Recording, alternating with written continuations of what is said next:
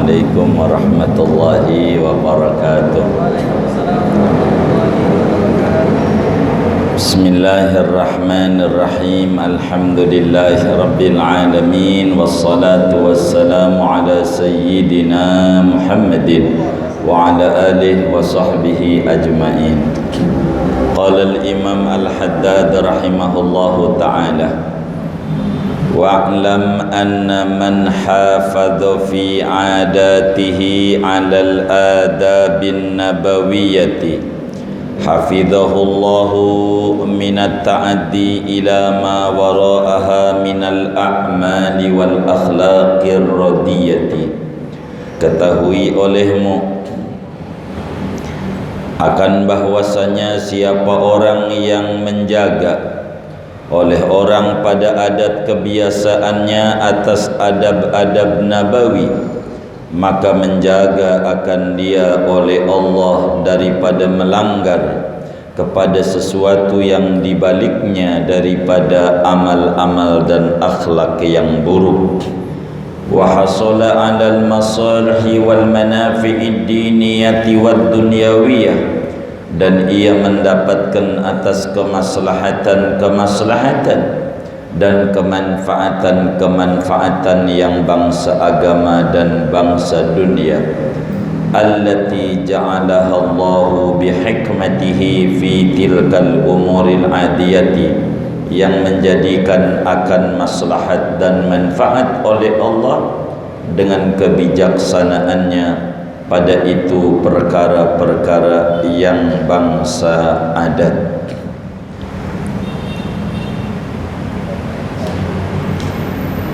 Wallahu a'lam. Ya, kita bedah. Saudara-saudara sekalian, segala yang ada di alam raya ini semuanya adalah ciptaan Allah. Apa saja yang ada di semesta ini semuanya adalah makhluk yang tentu diciptakan oleh Allah Subhanahu wa ta'ala. Yang namanya makhluk itu dia tunduk dan patuh kepada yang mengatur, yang menciptakannya. Karena itu impian seorang muslim yang terbaik bagaimana supaya dia dicintai oleh Allah. Impian seorang muslim harus berupaya bagaimana dia didemenin Tuhan, bagaimana dia supaya mendapatkan kecintaan besar dari Allah Subhanahu wa ta'ala. Cara kita untuk mendapatkan impian besar, yakni dicintai oleh Allah, maka kita harus mencintai yang dicintai oleh Allah. Sebab muhibbul mahbub mahbubun, orang yang cinta kepada yang dicintai oleh Allah, itu orang dicintai juga oleh Allah.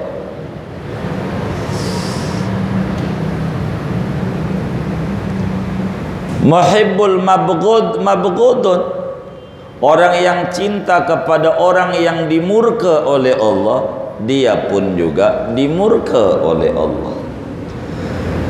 Bagaimana caranya supaya kita bisa mencintai orang yang dicintai oleh Allah? Yaitu caranya ngikutin yang dicintainya. Ngikuti yang dicintainya itu akan mendatangkan kecintaan dari yang mencintainya. Nabi kita disuruh oleh Allah untuk sampein ama kita umatnya dalam Al-Quran, qul in kuntum tuhibbunallaha fattabi'uni yuhibbukumullah. Sampaikan olehmu wahai Nabi Muhammad kepada umatmu, kalau anda benar-benar mengaku cinta kepada Allah, ikuti aku, maka Allah cinta kepada anda. Kecintaan Allah kepada kita kalau kita cinta sama orang yang dicintai oleh Allah, yaitu Nabi Muhammad sallallahu alaihi wasallam. Kecintaan kepada Nabi Muhammad itu indikasinya adalah mutabaah, mengikuti Nabi. Mengikuti Nabi pada apa? Mengikuti Nabi bukan pada ibadah doang, bukan. Karena Al-Quran tidak bilang fattabi'uni fi ibadati, enggak. Ikuti aku pada ibadahku, enggak. Quran bilang ikuti aku. Berarti maknanya pada hal apa saja, termasuk pada adat kebiasaan sehari-hari. Itu begitu. Nah, pertemuan malam ini Imam Haddad dalam paparan bagaimana kita harus mengikuti Nabi dalam kehidupan sehari-hari dan apa manfaatnya kalau sampai kita ngikut Nabi, bukan saja pada faktor ibadah, tapi pada faktor adat kebiasaan. Kata beliau, kajian malam ini, wa'lam anna man hafadha fi adatihi alal adabin nabawiyati hafizahullahu minal ta'addi ila ma wara'aha minal a'mali wal akhlaqir radiyati wa hasala 'alal masalih wal manafi'id diniyah wad dunyawiyah allati ja'alaha Allahu bihikmatihi fi tilkal umuril 'adiyati. Kata Imam Haddad, perlu anda ingat-ingat, perlu anda ketahui, bagi yang belum tahu, bagi yang lupa, ingetin apa yang harus diketahui. Siapa saja yang menjaga betul dalam kehidupan sehari-harinya, mencontoh mengikuti adab-adab Rasulullah, mengikuti kebiasaan Nabi Muhammad sehari-harinya, makan dia tangan kanan, begitu selesai makan kemudian dijilatin tangannya. Nabi masuk ke masjid, dia kaki kanan, dia doa, Allahumma gfirli dhunubi waftahli abwaba rahmatik. Keluar masjid, Allahumma gfirli dhunubi waftahli abwaba fadlik. Bahasa Indonesianya, masuk masjid, ampuni dosa saya, tolong buka pintu-pintu kasih sayangmu. Keluar masjid, kaki kiri, ya Allah, kami mohon dibukakan pintu jalan-jalan rezekimu. Setiap keluar masjid begitu. Masuk rumah, kaki kanan, baca kulhu, baca ayat kursi. Nabi begitu. Keluar rumah, kaki kiri, baca bismillahi tawakkaltu ala Allah. Ini ajaran-ajaran Nabi. Kalau tidurlah tak pakai lampu terang kayak begini, lampu tidur. Segalanya adab-adab nabawi. Mau makan, garam dulu yang halus tuh, habis makan tutup pakai garam. Kata kita orang dulu begitu. Itu ajaran Nabi ya.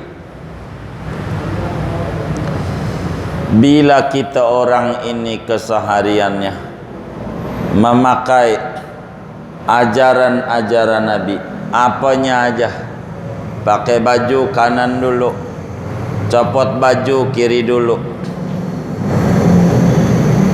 pakai sendal kanan, copot sendal kiri, masuk WC kiri, keluar kanan.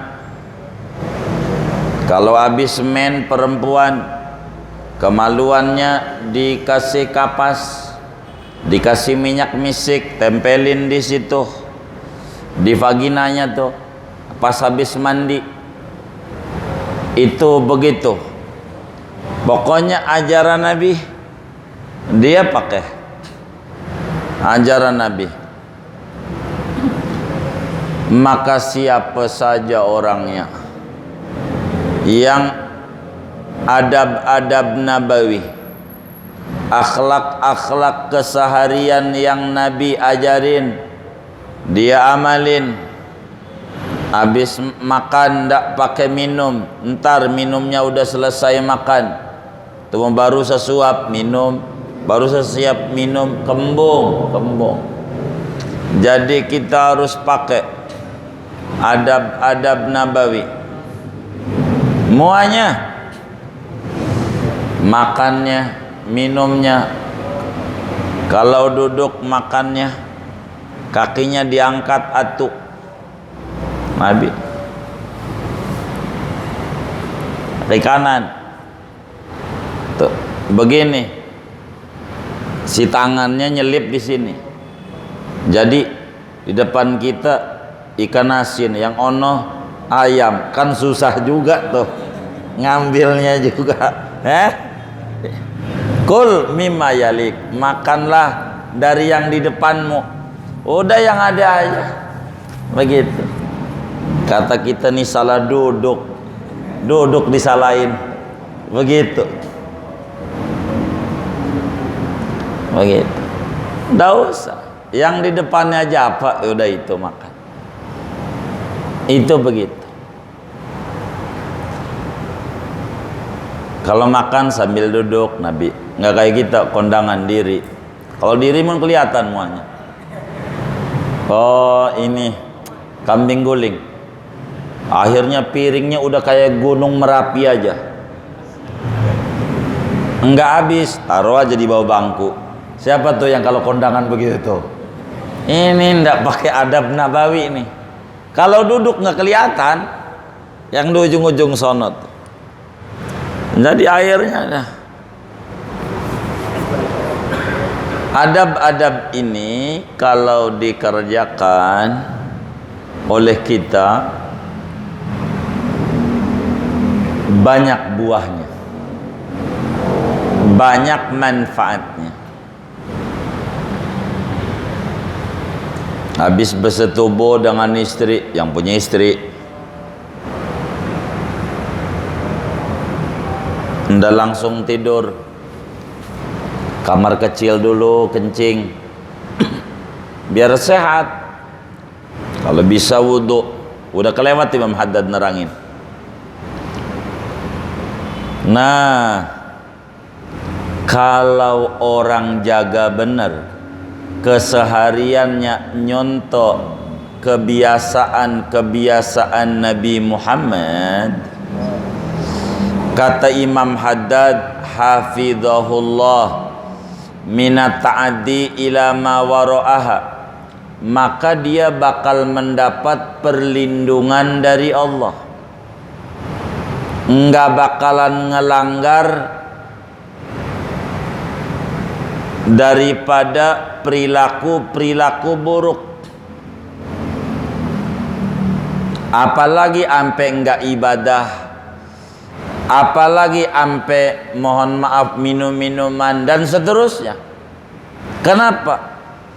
Wong yang kayak begini aja dia pakai peraturan, maka apalagi yang enggak beraturannya udah jelas. Begitu. Jadi minum dah. Itu kayak begitu. Adab-adab nabawi. Maka enggak bakalan akhlak buruk, perilaku buruk dia kerjakan. Wong kesehariannya apa yang diajarin oleh Nabi, dia jalanin aja. Apa ke? Motong kuku tangan kanan dulu, dari telunjuk kanan, jari tengah kanan, manis kanan, kelingking kanan, kelingking kiri, manis kiri, tengah kiri, telunjuk kiri, jempol kiri, tutup jempol kanan. Terus saja. Kaki dimulai kelingking kanan, jari manis kanan, tengah kanan, telunjuk kanan, jempol kanan, jempol kiri, telunjuk kiri, tengah kiri, manis kiri, kelingking kiri. Ikuti aja yang Nabi kerjain, maka dia bakal mendapatkan perlindungan besar dari Allah. Di samping itu dia bakal mendapatkan kemaslahatan agama dan kemaslahatan dunia. Dia bakal mendapatkan kemanfaatan agama dan kemanfaatan dunia, yang mana Allah letakkan daripada perkara-perkara yang adat itu. Contoh, ada orang jatuh di kamar mandi, kepleset, lalu jatuh, lalu pembuluh darah pecah. Kenapa bisa terjadi begitu? Penyebab utamanya karena melanggar Nabi punya ajaran, masuk kaki kanan. Kaki kanan dan kaki kiri itu kalau mau disadari kuatan kaki kiri. Pengen dibuktikan, turun aja dari metro mini, kanan dulu, jatuh. Kaki kiri itu kuat. Rem. Itu begitu. Itu pengaturannya. Udah diatur. Kaki kiri. Disebut kaki kiri itu kalau motor rem belakang. Rem belakang tuh di kanan apa di kiri ya? Iya. Jadi nggak nyungsel. Jadi ketika kaki itu yang kiri masuk ke pleset, kanan udah sigap untuk bantu. Itu begitu. Manfaat dunia. Manfaat dunia diatur. Sampai Jepang nyontoh. Kalau yang bagus-bagus kanan, memulai gas. Kalau mulai motor pakai gas. Gas tuh di kanan di kiri ya. Iya, emang Rasulullah tuh hebat ajarannya. Jepang aja lo ngamalin kanan itu, gas itu. Ini mau ditunjang nih, tunjangan tuh apa namanya, standar. Oh iya, itu adanya di kanan apa di kiri? Iya kiri. Emang yang kuat mau kiri. Jepang aja nyontoh Jepang. Masa kita umatnya kagak ngamalin? Kebangetan. Tuh Jepang itu loh. Jepang tuh kayak begitu. Mengatur. Sudah diatur. Rapi. Ajaran Nabi ini kalau diamalin, nih makan garam dulu yang halus tuh, itu mensterilkan segalanya. Habis makan pakai garam, minimal habis makan. Itu yang tadinya beracun, garam tuh ngilangin racun. Garam itu ngilangin racun. Garam. Jadi ajaran Nabi itu hebat. Cuman kitanya doang yang kurang mau ngamalin ajaran Nabi. Kenapa kita orang kadang olahraga sering, mana mainnya bola lagi, kadang bulu tangkis, jantung penyakitnya, kan bingung ya. Kan yang olahraga tuh enggak begitu, jantung. Ini bukan di olahraganya. Olahraga mau sholat 5 waktu juga udah cukup, ngegerakin sendi-sendi, apalagi ditambah sunnah-sunnah, luar biasa. Tapi bukan bermakna sholat itu olahraga. Jangan sampai begitu juga. Nanti ke Masjid As-Salam bawa training, mau olahraga. Ini repot ini. Jangan sampai kayak begitu. Kenapa orang tukang olahraga penyakitnya jantung? Ini penyebabnya seringkali tidurnya tengkurap endakom. Apa namanya? Tengkurap. Nah, ya yang kayak gini, mukanya ke bawah. Iya, ini namanya jantungnya keinjek dia. Ketekan. Jadi dia capek. Waktunya istirahat dia kagak. Ibarat mesin 24 jam gak ada istirahatnya, jebol. Makanya kenapa tidur suruh miring, pakai lambung kanan. Kenapa? Supaya lambung kiri ada di atas, nggak kerja. Jantungnya biasa aja, nggak begini-begini. Kalau jantung udah begini-begini repot.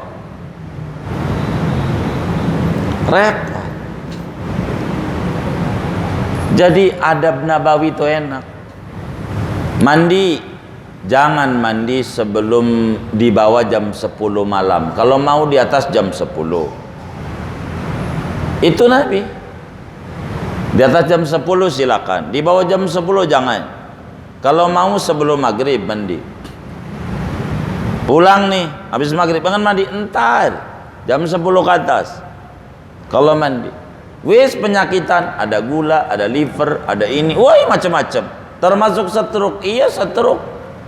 Ya Allah, segerobak aja berat, apalagi stroke. Segerobak.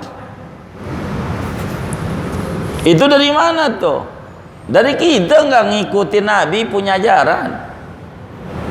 Siang jam 12, waktu matahari di tengah-tengah langit, menjelang zuhur lah. Menjelang zuhur, kira-kira 15 menit sebelum zuhur, tak boleh mandi. Darah kita lagi kencang-kencangnya. Tekanan itu bakal mengakibatkan stroke, kelumpuhan bahasa Arabnya. Ini diajarin. Maka kata ulama, penyebab penyakit-penyakit itu ulah kita. Kalau malam nih habis makan malam, jangan tidur. Kalau habis makan malam tuh habis maghrib sampai subuh tuh, sampai adzan subuh namanya malam. Itu jangan tidur. Makanya kenapa Nabi mah kalau Ramadan sahurnya menjelang subuh. 20 menit sebelum subuh udah sahur dah. Kalau saudara tukang ngerokok ya ditambahin dikit dah. Begitu. Habis itu jalan. Enggak. Sahur yang bagus menjelang subuh. Kenapa? Supaya jangan tidur malam. Jadi habis makan malam tuh jalan. Disebut dalam pepatah Arab ta'asya tamasya. Ta'asya tamasya. Anda makan malam, Anda kudu jalan.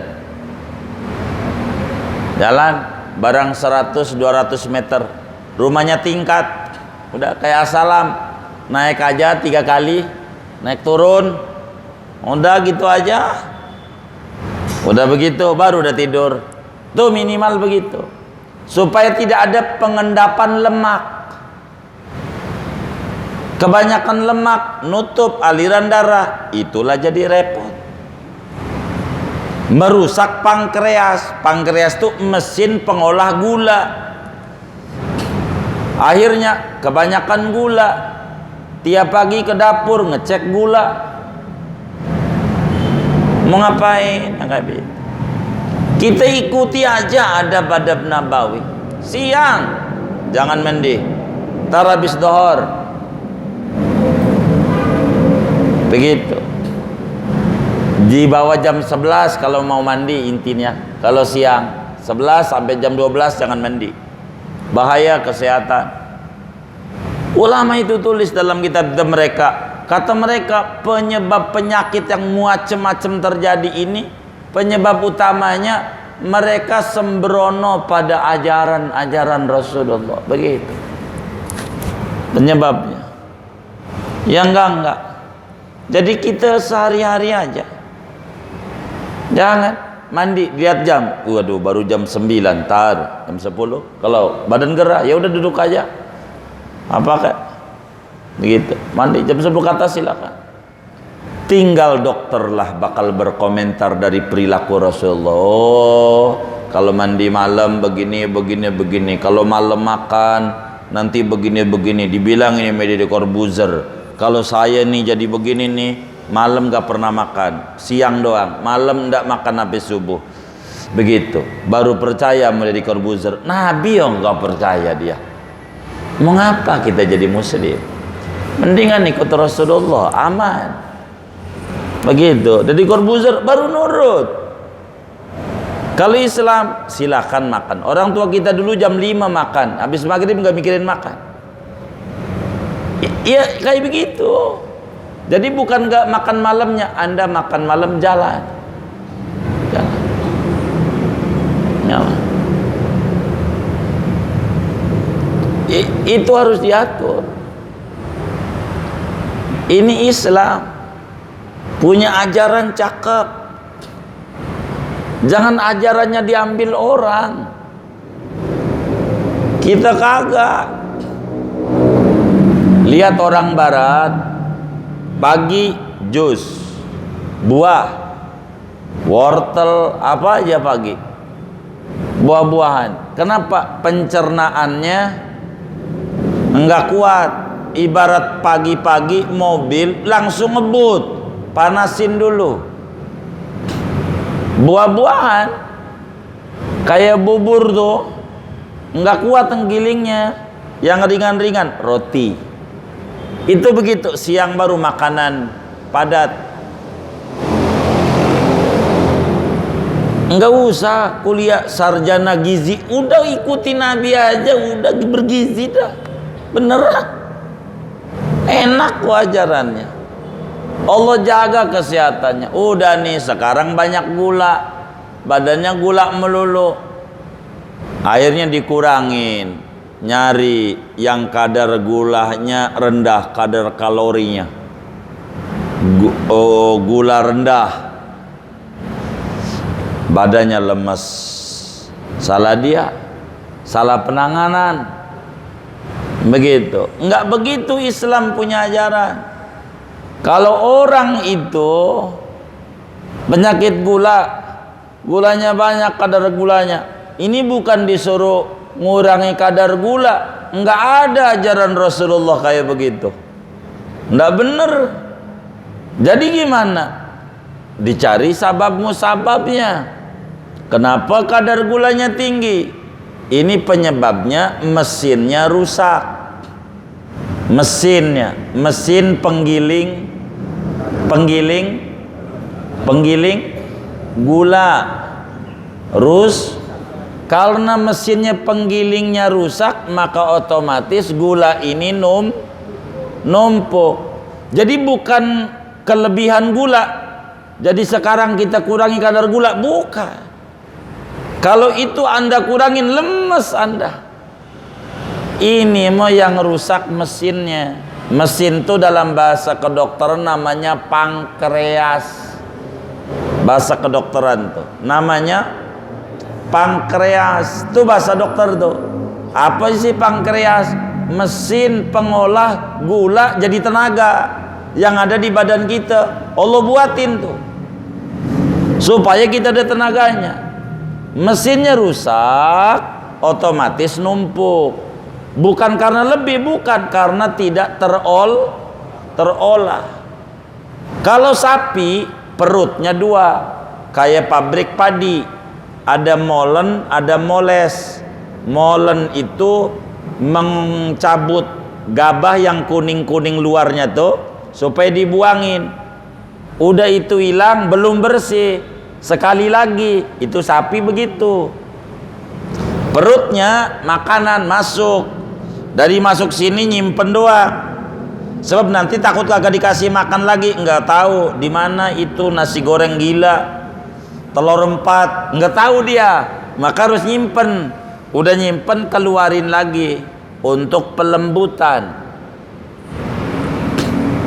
Begitu diatur. pankreasnya rusak, maka yang dibenerin bukan dikurangi gulanya tambah lemes, yang dibenerin mesinnya, pabriknya biar bener. Ibarat mesin oli, oh no, ada bengkel mesin oli ini rusak, pengolah oli menjadi tenaga mobil, motor rusak. Ini kalau begitu dikurangi kadar olinya, diganti aja di sama air, kagak jalan. Yang dibenerin ininya, namanya pankreas. Gimana benerinnya? Orang banyak beli manggis, ekstrak kulit manggis. Kita nggak usah. Kalau kulit manggis pasar Bayoran banyak, dibuang-buangin. Tuh orang susah, manggisnya aja makan, tuh buah manggis obat. Itu mau kena penyakit gula, nggak makan nasi, makannya kentang. Ya salah, tambah dia lemas. Bukan itu, nasi itu bagus. Tidak ada makanan di dunia ini melainkan ada plus minusnya, ada positif, ada negatifnya. Kata Nabi, kullu nabatin fi wajhil ardi lahu daun wa lahu dawa. Semua tumbuhan di muka bumi ada penyakit, ada obat, ada plus, ada minus. Illal aruz, kecuali padi, fa inna fihi dawa, obat muanya. Enggak usah makan obat. Nasi, tapi nasi ini kadar gulanya tinggi. Bagaimana ini? Bukan nyalahin nasi, itu mau banjir nyalain hujan. Ini payah nih hujan ini, jadi banjir. Siapa itu? Jangan nyalain nasi. Nasi memanfaat. Karena nasi ini zat gulanya tinggi dan badan kita lagi bermasalah dengan kadar gula, yakni pankreasnya bermasalah, maka Allah ciptakan mulut. Di mulut ini ada enzim pembusukan, kunyah yang lama bagaimana mengolah zat manis yang ada di beras, yang ada di nasi biar hilang. Itu memakannya udah kayak makan sapi aja, main telen-telen aja, kunyah dulu. Islam itu indah ajarannya, itu main telen-telen aja. Siapa yang kalau maulid kayak begitu tuh? Yang mana orangnya? Waduh, kita ini nyontoh Nabi aja dah, beneran nyontoh Nabi yang sederhana, saudara, sederhana ya. Kami kasih konsep nih, mohon maaf, kami ada kitab Al-Qanun fit Tibb Ibnu Sina, bapak kesehatan itu dari Rasulullah ajarannya. Ulama tulis, cuman dibikin barat-barat aja yang begitu nggak ngerti. Paracetamol, apa ini artinya? Yang jadi susah-susah aja, begitu. Jadi puyang bacanya, nggak usah. Nih yang sederhana, kita badan kok jadi pada pegel, kagak enak. Diingat-ingat sama kita habis makan apa tadi? Habis makan pete 3 apa namanya nih begini nih? 3 papan. Baik, 3 papan berarti pete bagus buat ginjal, kesehatan ginjal cakep. Gitu. Makan pete. Bau. Iya bau. Cara ngilanginnya makan jengkol. Maka bau pete hilang, ganti. Iya begitu kan cara ngilangin bau pete. Tapi bagus buat bagus. Tapi kalau kita mengalami semacam asam lambung bermasalah, alkohol, gasnya gede, begitu macamnya, ini diatur. Berarti waduh badan kayak begini ya, kalau begitu kita kurangin. Berarti lagi tidak, iya, ibarat orang tuh lagi rusak, bukan kudu pantang selamanya, bukan, lagi rusak. Ntar udah enak nih, coba lagi, nggak apa-apa, berarti udah sehat pada bagian itu. Kita ukur aja diri sendiri, nggak usah pakai jadi susah. Begitu. Dokter aja pertama kali tanya, Bapak habis makan apa? Nanya begitu dokter. Itu ya udah diajarin orang ngaji mah. Jadi sebelum dokter tanya kita udah tahu tadi habis makan anu, ini bermasalah ini. Kurangin aja. Itu kayaknya begitu kita. Jadi hidup aja dah ala Nabi beneran sehat. Begitu, itu mau baru selesai makan, temennya ada yang ngajak makan gratis. Lumayan juga ya. Ya. Pakai lumayan. Ya. Ukurlah kemampuan biar sehat. Ini obatnya begitu. Obatnya. Orang kata emping mengandung asam urat. Emping. Justru obatnya di kulitnya tuh. Yang merah tuh, tahu yang merah tuh? Hah? Iya, kulit menunjang merah itu. Itu obatnya. Obatnya dari situ-situ juga. Persenyawaannya. Kayak begitu. Jadi kita orang nih ikuti aja dah Nabi. Selamat dah, beneran. Ini kalau diterusin bisa jadi dokter ini. Itu begitu saudara. Pakai aja ajaran Nabi. Makan pokoknya udah selesai baru minum. Biar sehat. Contoh aja Rasulullah kesehariannya. Beneran. Ajaran Nabi itu paling menarik. Paling menarik. Ajarannya. Jadi manfaatnya banyak. Dalam kebiasaan sehari-hari semuanya ada manfaat. Jangan pantang 100%, jangan. Buat ngapain kita capek-capek dulu-dulu ngumpulin duit siang sampai malam, malam siang ngurusin toko sebelah mari PD Pasar Jaya, di tesnya belum. Siapa ini yang kayak begini, ngumpulin duit simpen aja, pas tua buat beli obat lagi. Ya capek itu mah. Ngapain? Perpindahan hidup kayak begitu capek. Jaga. Jangan tiap hari itu ngecek gula, cek lagi, ngecek suhu, cek mah Quran. Ya penyakit jangan digitu-gituin, jangan. Namanya dipiara. Biasa saja. Dilihat aja, oh badan kurang enak, habis makan apa ini? Udah kurangin. Nih nggak bagus. Bukan makanannya kudu pantang, lagi nggak bagus. Habis itu silakan makan lagi kalau udah enak. Itu kita bisa ukur badan kita ini, kesehatannya bisa kita ukur oleh kita, asal kita jangan jauh-jauh dari Nabi Muhammad sallallahu alaihi wasallam. Manfaatnya besar, besar manfaat, besar manfaat, besar. Enak ajaran Nabi itu, paling enak. Enggak ada yang paling nikmat kecuali ajaran Nabi. Islam ini kaya dengan metode-metode kesehatan.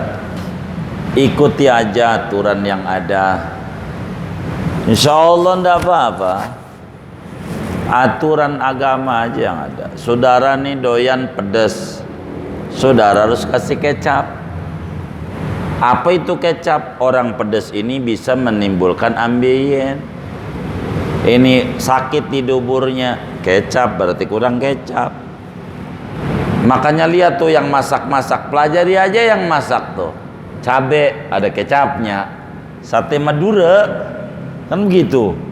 Jadi udah begitu, pakai beneran.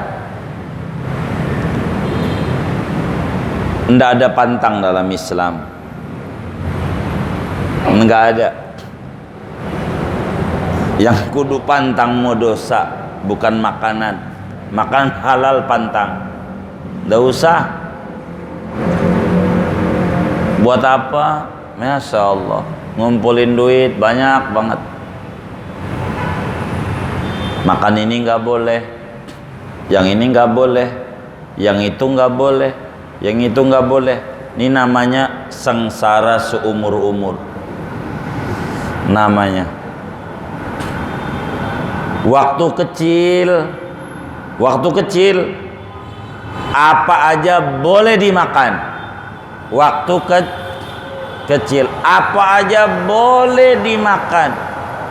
Cuman orang punya duit. Waktu kecil, apa aja boleh. Tapi duit kagak punya.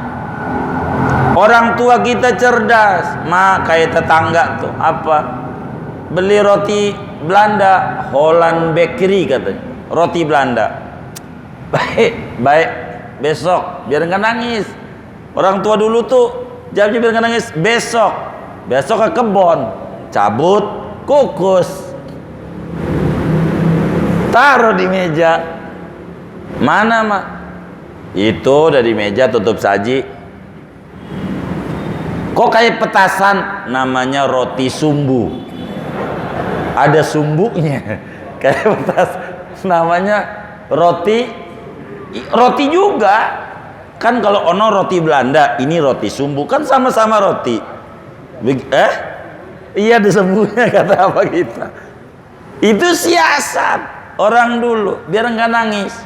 Saking nggak punya duit, apa aja boleh dimakan, cuman orang punya duit. Lah sekarang duit di mana-mana bank punya, rekeningnya banyak, belum di lemari. Cuman orang boleh makan ini kagak. Apa enggak sengsara juga? Kecil makanan boleh, duitnya enggak ada. Sekarang duitnya ada, makanannya orang ada, enggak boleh. Apa enggak sengsara? Ngelihat orang, ya Allah, makan di pinggir jalan, nasi dong sama kuah gitu, enak banget. Minum biasa aja sampai ya Allah, nya itu mahal banget, mahal. Dia cuma bisa ngelamun doang, apa aja kebeli, tapi nggak boleh. Apa nggak sengsara? Terus yang duit dikumpulin di bank-bank tuh buat apa? Kita mati bakal ditanya, mau ngapain? Mumpung masih hidup, nikmati dengan rumus sedikit dinikmat, disyukuri, banyak dinikmati. Udah gitu aja modal hidup tuh. Sedikit syukurnya, kan banyak pedagang nih, bulir nih, sedikit untungnya, syukur, banyak nikmatin gitu. Jangan dibikin puyeng, hidup puyeng jadi repot. Begitu, biar kita nih tenang, jangan terombang-ambing, begini ya begitu, begini ya begitu, jadi repot. Hidup ini biar tenang, ikut Nabi, insyaallah. Yakini aja selaman sama teman kita, nggak apa-apa dah.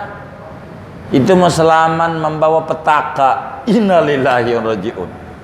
Udah ikut aja Nabi, nggak apa-apa. Kita tinggal adu, Nabi bohong apa kagak. Ini iman kita, biar kita nggak goyang-goyang, jadi bingung.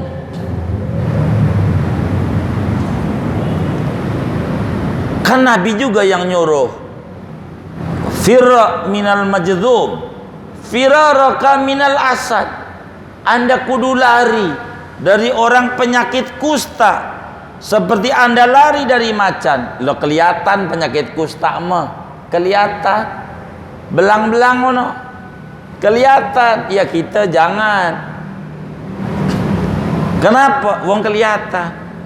Lah ini gila kelakuannya. Orangnya udah dibawa ke Wisma Atlet, lewat gangnya nggak berani, lewat gang. Coronanya ketinggalan. Innalillahi wa inna ilaihi raji'un. Ada nggak yang kayak begitu tuh? Hah? Ini udah bener ini. Sampai nih saya sampai malam kagak bisa tidur. Baru dapat cerita dari temen jamaah. Dia aja kelakuan temen-temen tuh. Ada orang, saya sebut daerah Timur Jakarta, begitu aja. Saya nggak mau sebut daerahnya, ntar tahu lagi jamaahnya. Dia ada yang kena, katanya begitu. Jadi disuruh isolasi mandiri, dikirim makanan. Kata temennya, Bu, makanan nggak usah masuk, taruh aja di pagar. Digantungin ini di pagar. Ini kan pintu, no kan pagarnya tuh kayak masjid Dato situ pagar. Udah begitu. Terus ngambilnya pakai bambu. Nggak boleh keluar rumah. Pakai bambu. Kayak orang mancing. Astagfirullah. Corona kayak gitu-gitu amat tuh. Beneran. Saya kadang nyengir aja, aduh astagfirullah. Pakai bambu. Ini beneran, bukannya canda saya. Kisah-kisah nyata kehidupan teman-teman. Pakai bambu, pakai galak.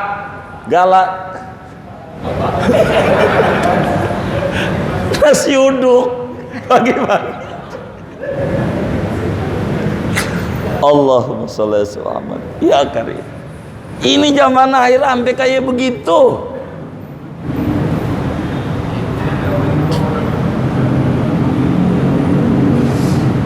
Bisa pada sakit. Yang sakit satu, katanya positif, serumah diobrak-abrik. Jantungnya begini. Kena nih. Iya pikirannya begitu, kena dah. Jadi yang hidup ini beneran diubek-ubek. Yang agak-agak. Jadi pusing kita hidup nih. Wis kita balik aja ngikut Nabi. Ratibul Haddad, amalan Nabi. Amalan Nabi itu ringan. Itu wirid-wirid Rasulullah. Ringan kan gak banyak, 3 kali ya, ada yang 7, ada yang 4 dong atuh, dan gak banyak. Yang ringan-ringan aja. Hidup di bawah ajaran Nabi nikmat. Nih rumus hidup. Saya mau tanya nih, ini pengen duitnya banyak nggak ini? Saya tanya nih, pengen duit banyak nggak? Jadi otak kita tuh jangan mikirin duit, jangan. Duit makhluk. Duit itu kayak cewek cakep itu duit. Cewek cakep itu duit. Ada cewek cakep banget. Dan cewek cakep ini nurut sama babanya. Kalau kata bapaknya jangan. Kalau kata babanya iya, ambil. Jangan. Nurut banget. Maka cowok yang cakep itu jangan dandanin diri ngedeketin tuh cewek, jangan. Nggak benar. Iya tuh ceweknya mau, babanya enggak, kagak diterima. Bener nggak? Begitu. Jadi bagaimana? Bagusi hubungan kita dengan babanya. Karena kata babanya iya, dia iya. Duit itu makhluk. Kayak kita makhluk. Kita makhluk, duit makhluk. Jangan mikirin makhluk. Tuh duit nurut sama Allah. Nurut. Wong dia yang nyipta dengan iradatnya. Kita otaknya di duit mulu. Dikejar-kejar duit, udah di ujung, udah mudil, kagak jadi. Kalau kata Allah kagak. Ini gironya udah dikasih. Kata Allah pending, giro pending. Aduh, ribet.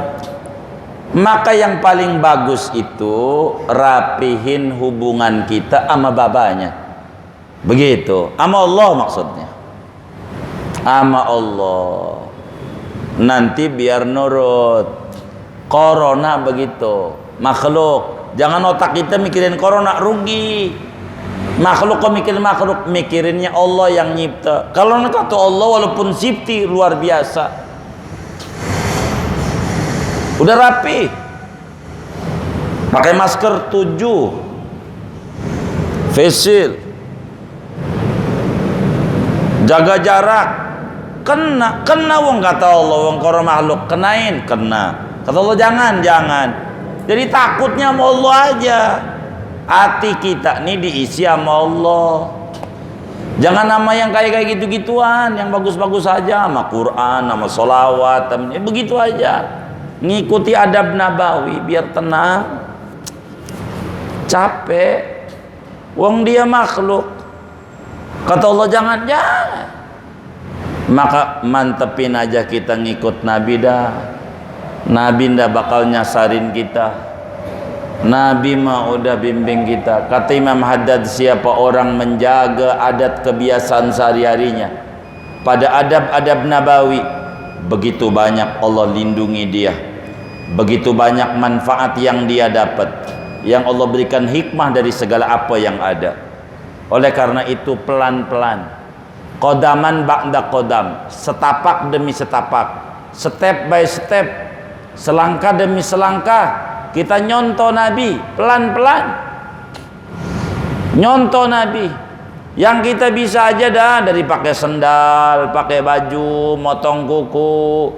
Yang kayak begitu-begitu aja dulu dah. Nggak usah yang tinggi-tinggi. Sholat sampai bengkak, nggak usah. Ketinggian, udah yang sehari-hari aja dulu. Orang taraweh aja 20 sama 8 atau 23 sama 11. 11 aja dah. Begitu.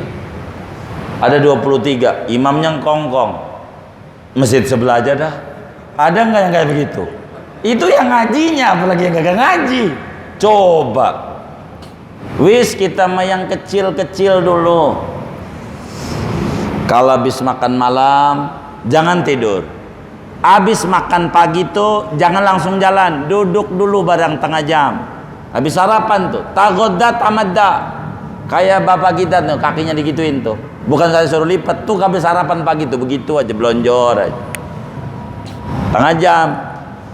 Jangan langsung dipakai. Istirahat. Jangan. Karena siang mau langsung bekerja, biar ngendep dulu. Kalau malam enggak bekerja badannya, enggak olah, istirahat. Kita harus paham. Wis tagodda tamadda. Tagodda sarapan pagi belonjor. Ngaso dulu. Ta'asya tamasya. Makan malam jalan. Biar 100 meter. Jalan. Hatta kata ulama, Anda nggak ada tempat jalan kecuali di genteng. Jalan di genteng dah. Saking kudunya jalan. Ini adab nabawi. Biar sehat. Wis pelan-pelan kita ikuti aja. Ini ke depan insya Allah akan diajarkan keseharian Nabi Muhammad oleh Imam Haddad dalam beberapa pertemuan terus sampai tamat kitab. Akan diajari bagaimana Nabi kesehariannya. Nanti bakal diterangin ke depan ini. Ini penting. Kita ikut Nabi. Jangan gak ikut Nabi. Segini aja dah. Wallahu a'lam bishawab. Ada yang ditanya mungkin? Baik.